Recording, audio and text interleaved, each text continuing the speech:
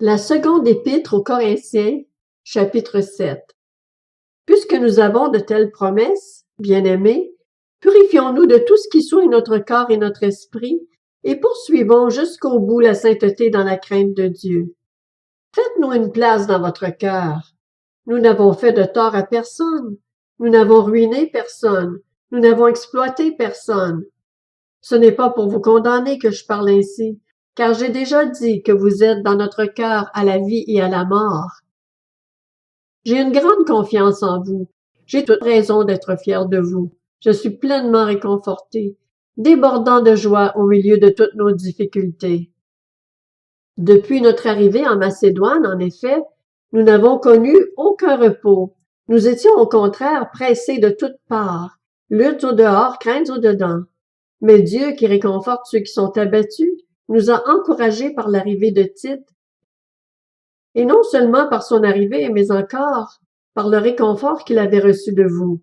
Il nous a raconté votre vive affection, vos larmes, votre zèle pour moi, de sorte que ma joie a été d'autant plus grande. Même si je vous ai attristé par ma lettre, je ne le regrette pas.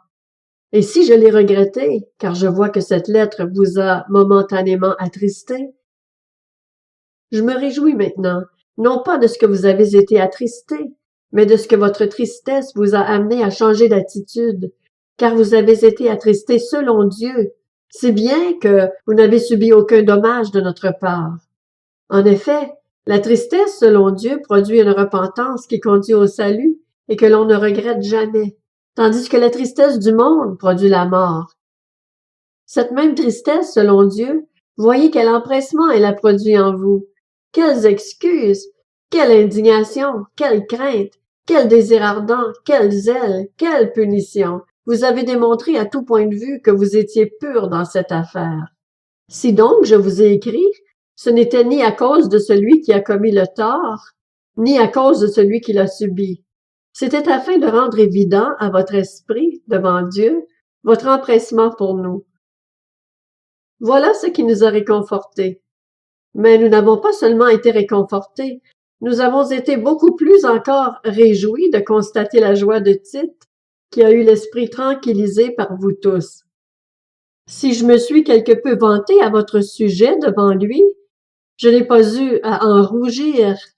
Mais comme nous vous avons toujours dit la vérité, ce dont nous nous sommes montrés fiers auprès de Tite, c'est aussi trouvé être la vérité. Et son affection pour vous est d'autant plus grande quand il se souvient de votre obéissance à tous et de l'accueil que vous lui avez réservé avec crainte et profond respect. Je me réjouis de pouvoir entièrement compter sur vous.